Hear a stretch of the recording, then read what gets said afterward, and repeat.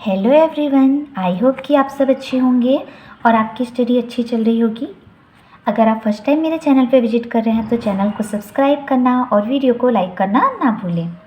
आज जो हम टॉपिक डिस्कस करने वाले हैं वो मेंटल हेल्थ नर्सिंग में पूछा गया क्वेश्चन है कि role and function of mental health nurse. एक मेंटल हेल्थ नर्स है, उसके क्या रोल एंड फंक्शन होते हैं, ये कई बार क्वेश्चन पूछा गया है, तो हम इसके बारे में डिस्कस करते हैं।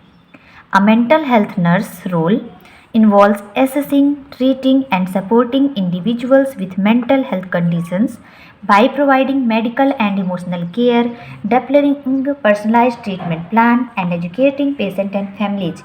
तो जो एक मेंटल हेल्थ नर्स होती है उसके क्या रोल होते हैं? सबसे पहले एसेस करना, जो भी पर्सन है जिसको मेंटल हेल्थ किसी भी तरह की मेंटल हेल्थ कंडीशन से वो सफ़र कर रहा है तो उसको उसकी कंडीशन को एसेस करना, ट्रीट करना, जो भी साइकेट्रिस्ट होगा जो ट्रीटमेंट प्रोवाइड करेंगे उसके अकॉर्डिंग उसको ट्रीट करना, और इंडिविजुअल जो है पर्सन जिसको किसी भी तरह का मेंटल हेल्थ कंडीशन से सफ़र कर रहा है उसको सपोर्ट करना, मेडिकली तरीके से भी, मेडिसिन वगैरह के थ्रू, और इमोशनल केयर भी देना, साइकोलॉजिकल सपोर्ट प्रोवाइड करना। साथ ही साथ जो पेशेंट है उसके कंडीशन के अकॉर्डिंग पर्सनलाइज्ड ट्रीटमेंट प्लान करना, और पेशेंट और उसकी फैमिली को एजुकेशन देना, एजुकेट करना कंडीशन के बारे में। तो सबसे पहला पॉइंट आता है हमारा यही, असेसमेंट एंड डायग्नोसिस। तो फर्स्ट फंक्शन क्या है? Assessment and diagnosis. असेस करेंगे और डायग्नोस करना। Evaluating patients mental health status including mood, behaviour and psychological functioning to identify potential disorder and risk factor. तो एक मेंटल हेल्थ नर्स क्या करेगी? जो पेशेंट है उसका मेंटल हेल्थ स्टेटस देखेगी कैसा है, जो एमएससी मेंटल स्टेटस एग्जामिनेशन होता है उसके वगैरह के थ्रू। साथ ही साथ पेशेंट का मूड कैसा है, उसका बिहेवियर कैसा है। मूड मतलब फीलिंग ऑफ माइंड, हमारा जो माइंड है वो कैसा फील करता है वही मूड कहलाता है। ठीक है, तो पेशेंट कैसा फील कर रहा है तो उसके मूड को असेस करना, उसका बिहेवियर कैसा है, वो सोसाइटी में अच्छी तरीके से फंक्शन कर रहा है साइकोलॉजिकली कि नहीं, और साथ ही साथ अगर कोई डिसऑर्डर है जो हो सकते हैं पेशेंट को या रिस्क फैक्टर है उसको आइडेंटिफाई करना। सेकेंड पॉइंट आता है इसी में हमारा treatment planning, developing and implementing personalised evidence based treatment plan in collaboration with health care team that में include psychiatrist, psychologist and social worker. तो दूसरा पॉइंट क्या है कि ट्रीटमेंट प्लान करना, पेशेंट की उसकी कंडीशन के अकॉर्डिंग, जो उसकी कंडीशन है जिस डिसऑर्डर से सफ़र कर रहा है उसके अकॉर्डिंग ट्रीटमेंट प्लान करना, और प्लान करने के बाद जो चीज़ें ट्रीटमेंट की प्लान की हैं उसको पेशेंट पे इम्प्लीमेंट करना। सिर्फ अकेले नहीं, जितने भी हेल्थ केयर टीम के मेंबर हैं उनके साथ मिल करके, जैसे कि साइकेट्रिस्ट हो गया, साइकोलॉजिस्ट हो गया और सोशल वर्कर्स हो गए उनके साथ। साइकेट्रिस्ट क्या करते हैं? साइकेट्रिस्ट मेडिसिन के थ्रू पेशेंट को ट्रीट करते हैं, एंड साइकोलॉजिस्ट जो कि थेरेपी वगैरह सेशंस देते हैं और उसके थ्रू पेशेंट को ट्रीट करते हैं, और सोशल वर्कर्स के, ताकि वो सोसाइटी में भी पेशेंट अच्छे से एडजस्ट कर सके। थर्ड पॉइंट है मेडिकेशन मैनेजमेंट। ऑब्वियस सी बात है कि अगर एक नर्स है, नर्सिंग ऑफिसर है, तो मेडिकेशन का मैनेजमेंट तो करेगी ही। तो administering and monitoring the effectiveness and side effect of psychotropic medications and educating patients and their families on medication management. मतलब जो भी पेशेंट को, अब मेंटल डिसऑर्डर का पेशेंट है तो साइकोट्रोपिक ही मेडिसिन चलेंगी, तो जो मेडिसिन चल रही हैं वो पेशेंट को टाइमली देंगी, और साथ ही साथ मॉनिटर भी करेंगी कि वो मेडिसिन अपना अच्छे तरीके से डिजायरेबल इफेक्ट दे रही है कि नहीं, कोई साइड इफेक्ट तो नहीं हो रहे हैं। और उसके अलावा पेशेंट और जो उसकी फैमिली उनको मेडिकेशन की क्या टाइमिंग है, जो मेडिसिन उसको टाइमिंग कैसे देना है, ये सारी चीज़ें समझाएंगी। फोर्थ पॉइंट आता है therapeutic intervention, implementing therapeutic technique such as psycho education, behavioural modification to help patient develop coping skills, manage stress and prevent relapse. तो जितनी भी थेराप्यूटिक टेक्निक्स हैं, जैसे कि साइको एजुकेशन प्रोवाइड करेंगी, बिहेवियर मॉडिफिकेशन के लिए बिहेवियर थेरेपी वगैरह प्रोवाइड कराना, जिससे पेशेंट के बिहेवियर को चेंज किया जा सके, जिससे क्या करेगा, पेशेंट को मदद मिलेगी कि वो जो प्रॉब्लम है उससे कोप अप कर सके, स्ट्रेस जो हो रहा है उसको मैनेज कर सके, और रिलैप्स नहीं होने देना, मतलब गैप नहीं आने देना है इन ट्रीटमेंट के बीच में।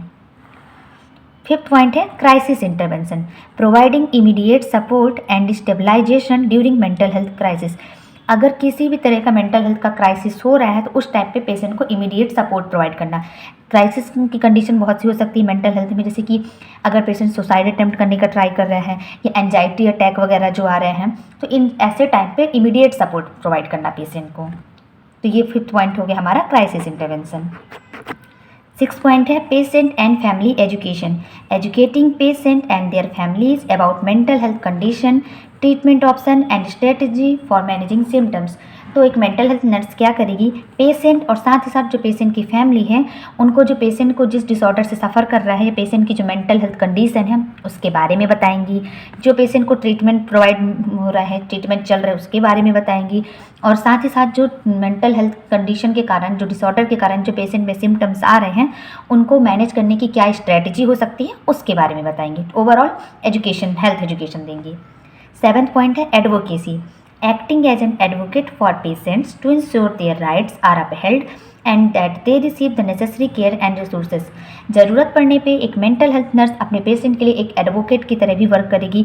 वो देखेगी कि जो एक मेंटली इल पेशेंट के जितने भी राइट्स होते हैं वो उसको मिल रहे कि नहीं, उसको जो अपने जो ट्रीटमेंट है उसके बारे में इंफॉर्मेशन चाहिए अगर पेशेंट को तो वो प्रॉपर इन्फॉर्मेशन मिल रही कि नहीं, उसको हम जो मेंटली इल पेशेंट है उसको जितनी भी अपनी केयर करने के लिए जो भी चीज़ों की ज़रूरतें हैं वो मिल रही हैं कि नहीं, रिसोर्सेज वगैरह प्रॉपर पेशेंट को अवेलेबल हो रहे हैं कि नहीं, इन सब चीज़ों के लिए देखेंगे। 8th पॉइंट आता है हमारा case management, coordinating care, connecting patient with resources, managing there needs across different services. मतलब पेशेंट को जितनी भी चीज़ों की ज़रूरत है वो चीज़ें पेशेंट को अवेलेबल हो रही हैं कि नहीं, उसकी नीड्स के अकॉर्डिंग डिफरेंट सर्विसेज में, तो केस मैनेजमेंट का भी देखेंगे। 9th पॉइंट हमारा आता है physical health monitoring, addressing the physical health needs of patient as well as mental and